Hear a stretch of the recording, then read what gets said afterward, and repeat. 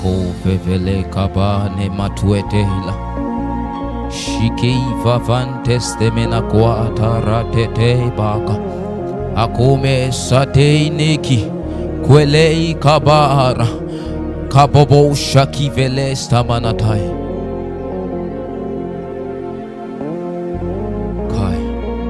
There is something that God is doing in our season, and that is setting men on fire and sending them out. It looks as if we've so much misrepresented God in this season. Why do I say that? We've seen a lot of pastors who bear titles, we've seen a lot of men of God who have titles, but then they can't solve any need in our generation. So someone can be a guy, say I'm a pastor, and yet he sees someone sick. Instead of laying hands on the sick, the person goes to the chemist buying drugs for the one who is sick. Why? That was written in the book of God. He said, you shall lay hands on the sick and they shall recover. How many times has it happened to you?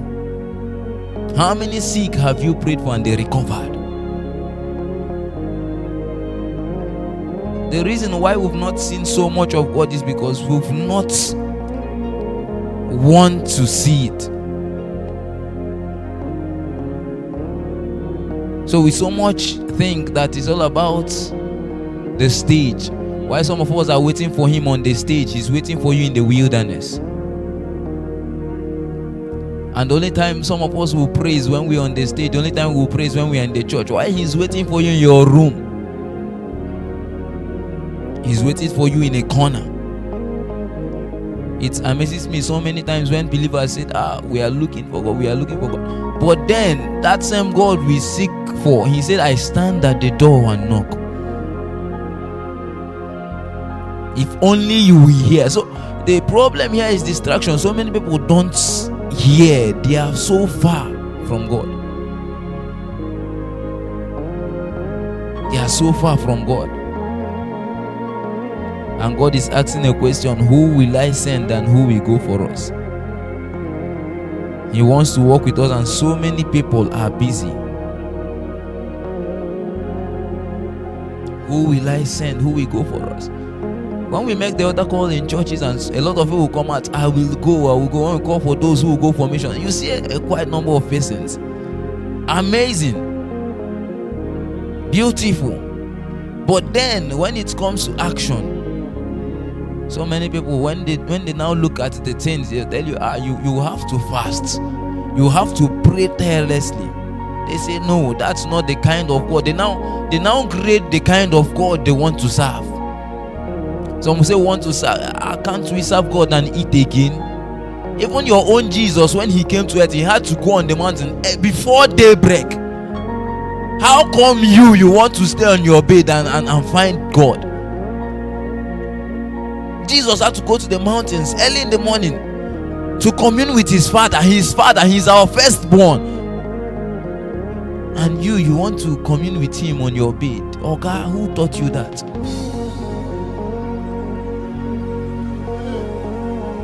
So you are told to fast and you are like,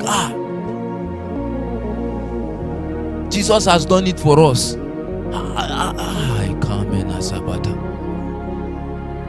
It's not that way. So we are crying so much, God help us, God, we are in need of you, God. And God is saying, you are the one, I'm in need of you. We are crying, God arise. God is crying, these men arise, see this thing, have sense.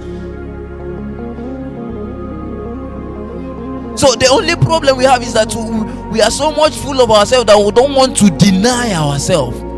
Because that's the first category, that's the first prerequisite for going. Say, who will go for us? The person who will go, we have to deny bed, we have to deny sleep, we deny food, we deny himself. He said, if you must come after me, you have to deny yourself. So it means that you will be gone, like there is no you. Sometimes when we talk about the story of the new creation, some of us don't understand it. When Paul said to live is Christ, to die is gain, it means that you are gone. Yes, it looks as your body. We even need to remove your name so that you can be able to understand this thing. It should be that when people see you, they call you Christ. But why they can't call you is because your life don't show it. Anytime your life begins to show it, some people will know. So we have a lot of people who confess we are made in the image of Christ after his likeness. But yet we look at your life and we can't see anything. The fruit is not there. Some don't even have the gift. So then how and you're a Christian? These things are given to us, we don't, but there is a place of responsibility. Sons are the ones who pay responsibility. You can't remain a child. For how long will you be a child? For how long will they feed you and they give you food? You have to grow into responsibilities. You are praying, God, come and heal the sick. God, come and raise the dead. God is saying, oh God, this is something that I've given to you. Say, all powers have been given to you. Go and do these things. Go and do these things. So look at the way revival started, and God will take men like Elijah, God will take men like Moses, God will take men like Jonah into the wilderness and so sharpen them that when they come out, they will only live for God. Some of us, the kind of things we desire, the kind of path we want to walk in God, I don't think we can actually pay the price. Where he will tell men like Jeremiah, say, don't talk until I tell you to talk. When he makes them deaf and dumb until he actually wants them to speak, can you pay that price? So just like Isaiah from chapter 1 to chapter 6, some of us have been prophesying, some of us have been talking, some of us have been doing a lot of things. Amazing. We lay hands on people, they fall on the ground. Wonderful. But yet, how sure are you that you've touched this thing? Let me shock you. The Bible said that John was in the spirit on the Lord's day, which means he was actually waiting for what? The Lord. But something struck a chord there, that John saw an angel and bowed, which means he came in no manada. I pray we understand. He likened the angel to God. He was thinking the angel was God. So it actually means that some of us might think we've seen God, but actually we've not seen him. There is more to this pursuit. The catch is the chase. So when we are talking about that men will die, when we shout it that men will die, it doesn't actually mean a physical death. No. It means denying self. Imagine God coming to take over that your business. Imagine God being the one in your family, your position. Imagine God being that person in your department. Think of what he will do. Because in the scripture, the Bible said that he went about doing what? Good. What good have you done? What good have you done? Not but one. So that how will you now save souls? How will you now save souls? How will you now make him proud? Why won't he be jealous? See, there are men who negotiate things with God, not just because God is partial, but these men have paid the price that God can't overlook. You can't tell me that like Abraham, you give your only son and God will still reward you. He will still reward you like someone who did not give anything. It's not possible. You know, we read it in the scripture and it's so exciting, and sometimes we feel emotional. We are like, wow, Abraham sacrificed his son and he took the stab and he wanted to stab and God. But then God is asking just for your sleep. Give me your night. 12 p.m. to 4 p.m. and it looks big. give me your night sleep. Some of us, God is asking, can you just fast a little? Because the problem with some of us is getting alignment. Why we need to fast is to subdue so that we can actually hear what the Father is saying, because there are a lot of distractions. So today you're on fire, tomorrow you're cold. Don't allow him to spew out of his mouth. When that is done, Kambela Taba, you're gone. You're gone. I pray we understand this thing. Think about everything God has done for you. Why not do something for him? Kai, he died for you. Can you die? Can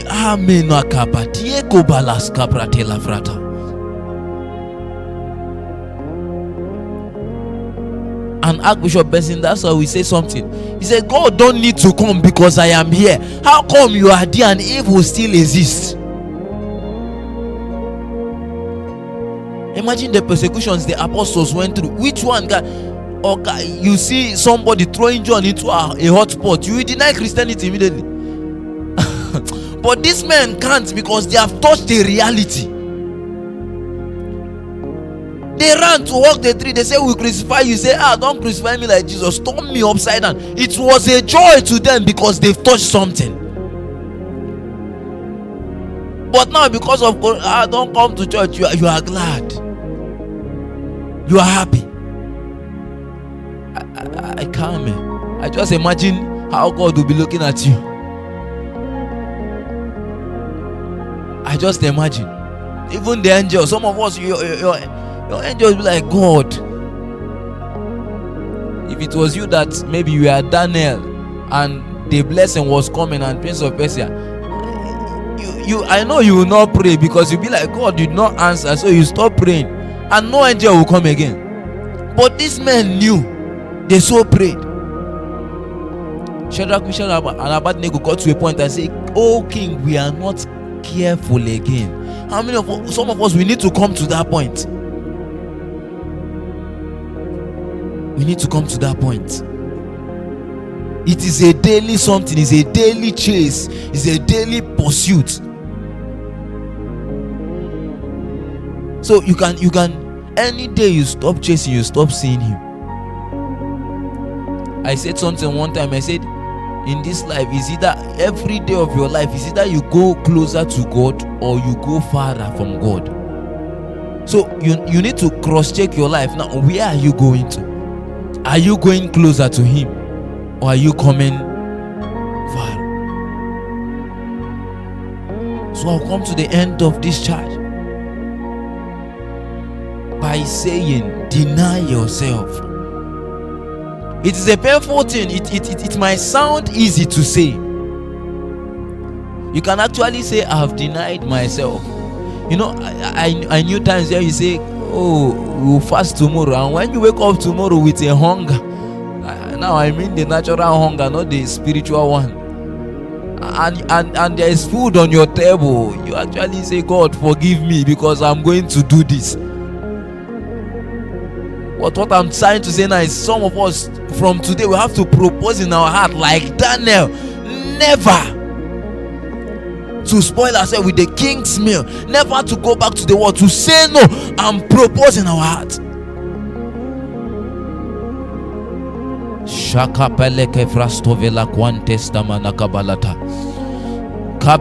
You know, it's easy to sing that song, I surrender all. Kai, check, can you really surrender all? Shako vele prendes kamana taila. Shwaka paparakwe teke peteskwa. Eko mela kabane. Rekeme kwa skimela. Shako vere tebele gebre teke. We come to you, Lord.